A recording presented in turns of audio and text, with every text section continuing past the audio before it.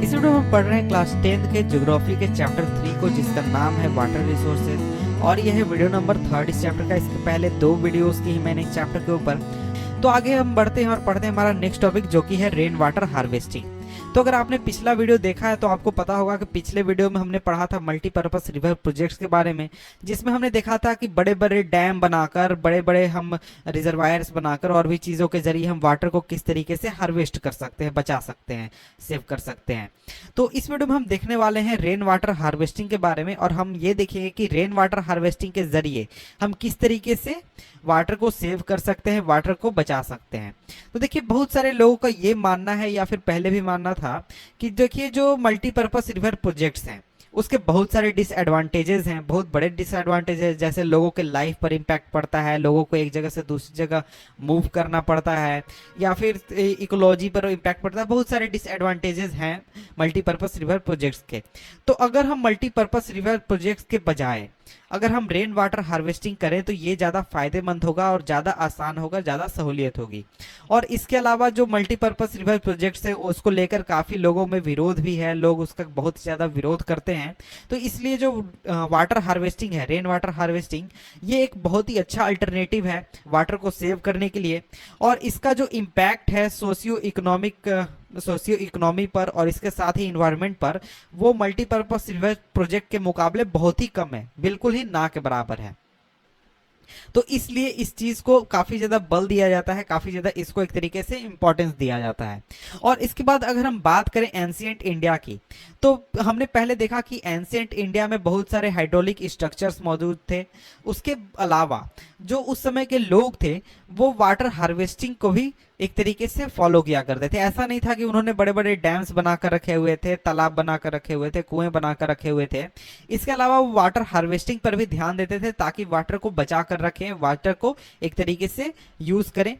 और इसके अलावा उस समय के जो लोग थे उन्हें रेनफॉल रिजीम्स के बारे में, यानी रेनफॉल के पैटर्न, इन चीज़ों के बारे में काफ़ी जानकारी थी।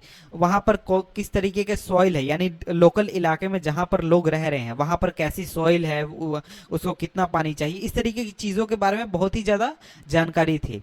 और इसके अलावा अगर हम इंडिया के इतिहास को देखें तो हमें कई तरह के टेक्निक्स मिल जाते हैं रेन वाटर हार्वेस्टिंग के। कई इलाकों में अलग हैं, कुछ इलाकों में अलग हैं, सभी इलाकों में अलग अलग तरीके से लोग रेन वाटर हार्वेस्टिंग करते थे। या फिर हम कह सकते हैं वाटर हार्वेस्टिंग, केवल रेन वाटर की हम ना बात करें यहाँ, पूरे वाटर की, कि दूसरे तरीकों से भी, जैसे कि आपका ग्राउंड वाटर हो गया, रिवर वाटर हो गया, फ्लड वाटर हो गया। और इन चीजों को वो हार्वेस्ट करते थे लोकल इकोलॉजिक कंडीशन के आधार पर, यानी कि लोकल जगह पर स्थिति कैसी है उस आधार पर वो किसी भी एक खास तरीके से वाटर को सेव करने की कोशिश करते थे। अगर मान लीजिए आप राजस्थान में है तो वहां पर पानी बिल्कुल भी नहीं है, नदी नहीं है, तो इसलिए वहां पर आप जो है वो वहां पर आप रिवर हार्वेस्टिंग नहीं कर सकते, फ्लड वाटर हार्वेस्टिंग भी नहीं कर सकते हैं, वहां पर आप ग्राउंड वाटर हार्वेस्टिंग भी नहीं कर सकते हैं, क्योंकि ग्राउंड वाटर का पानी जो है वो काफी नीचे होता है। तो इसलिए वहां पर जो रेन वाटर हार्वेस्टिंग है उसको फॉलो किया जाता है। उसके बाद अगर आप चले जाते हैं पश्चिम बंगाल में, जो वहां के नदी के पास के इलाके हैं, तो वहां पर आपको आसानी से रिवर वाटर मौजूद है, फ्लड वाटर मौजूद है। ये सभी पैटर्न जो है, इन चीजों को आप वहां पर फॉलो कर सकते हैं, यानी फ्लड वाटर हार्वेस्टिंग कर सकते हैं, रिवर वाटर हार्वेस्टिंग कर सकते हैं, इन चीजों को आप कर सकते हैं। ये क्या होता है इनको थोड़ी देर में मैं एक्सप्लेन करूंगा। तो देखिए, अगर आप हिल्स में जाएंगे, यानी जो आपके पहाड़ी इलाके हैं वहां पर जाएंगे, और जो माउंटेनियस रीजन है वहां पर जाएंगे, तो लोग जो है वो डाइवर्सन चैनल्स बनाते हैं, जिसे कि गुल्स कहा जाता है या फिर कुल्स कहा जाता है। वेस्टर्न हिमालय के रीजन में उसको कुल्स कहा जाता है, एग्रीकल्चर के लिए। जो एक तरीके से होता है कि उसमें वाटर का एक स्रोत है, तो उससे एक डाइवर्सन चैनल बना दिया और उसके जरिए पानी को जहां वो ले जाना चाहते हैं वहां वो ले जाते हैं। और इसके अलावा अगर आप बात करें तो जो रूफटॉप रेन वाटर हार्वेस्टिंग है, ये बहुत ही ज्यादा आपको प्रैक्टिस किया जाता है राजस्थान में। और राजस्थान का आप एक तरीके से पैटर्न देखेंगे वाटर हार्वेस्टिंग का इतिहास में, तो वो आपको रूफटॉप रेन वाटर हार्वेस्टिंग वहां पर फॉलो किया जाता है।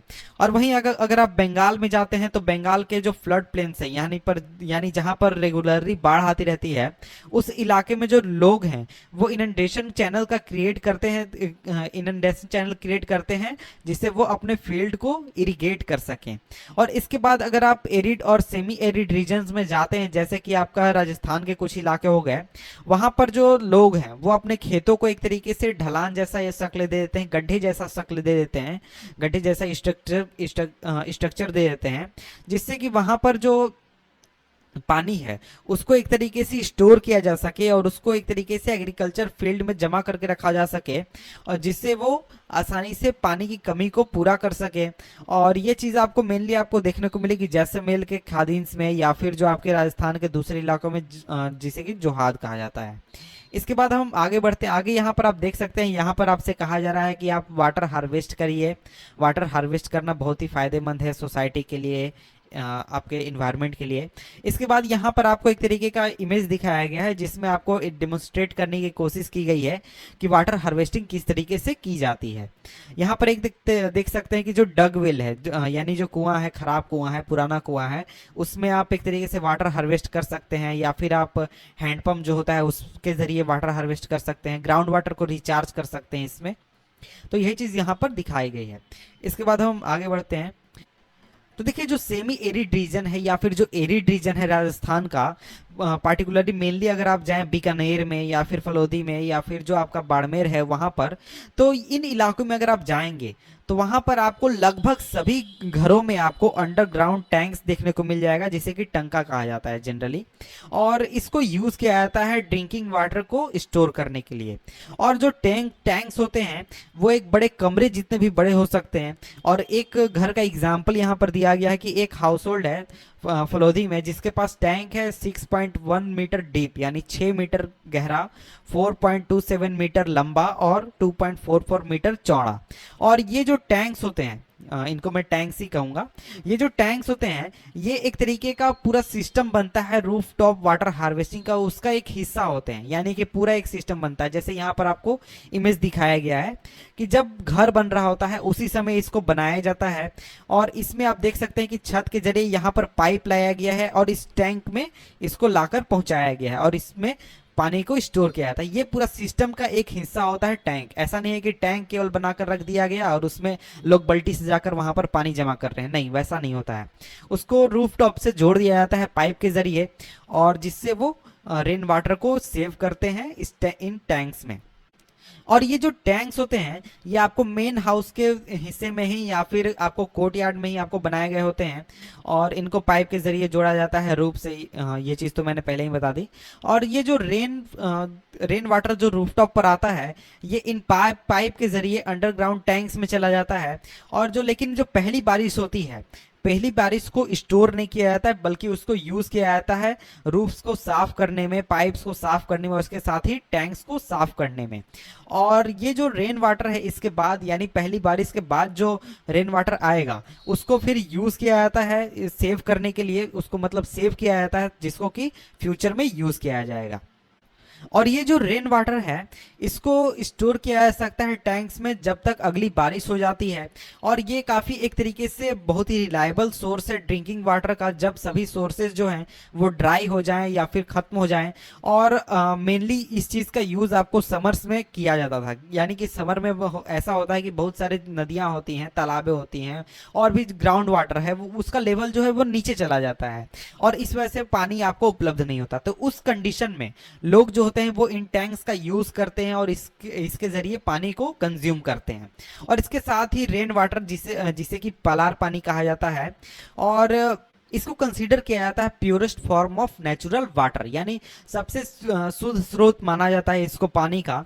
और इसके साथ ही बहुत सारे हाउसेज जो हैं एक तरीके से इन ये जो टैंक्स होते हैं इसके बगल में ही, इसके नज़दीक में ही अंडरग्राउंड रूम्स बना देते हैं ताकि एक तरीके से जो गर्मी है उससे बचा जा सके। क्योंकि ये जो पूरा आपका टैंक होता है, टैंक मान लीजिए इस तरीके से बना हुआ है, उसके बगल में ही कमरा बना दिया तो टैंक में पानी भरा हुआ है, इसलिए इसकी ठंडक से बगल वाला कमरा भी ठंडा रहता है, तो उसमें लोग रहने के लिए इसको यूज करते हैं।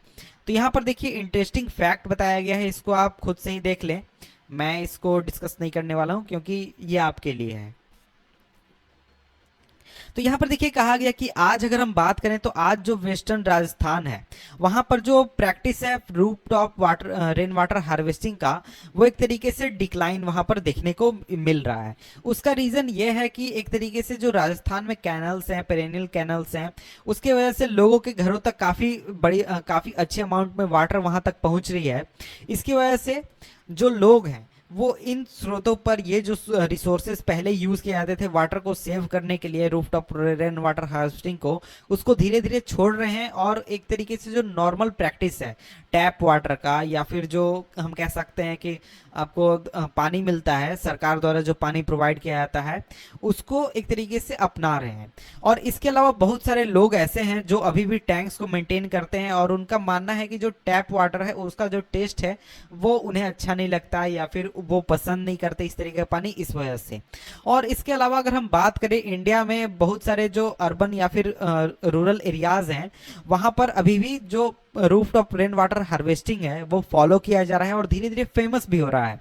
और यहाँ पर एक एग्जांपल दिया गया है मैसूर के बैकवर्ड विलेज का, जिसका नाम है गेंदाथुर, और ये आपको कर्नाटक में है।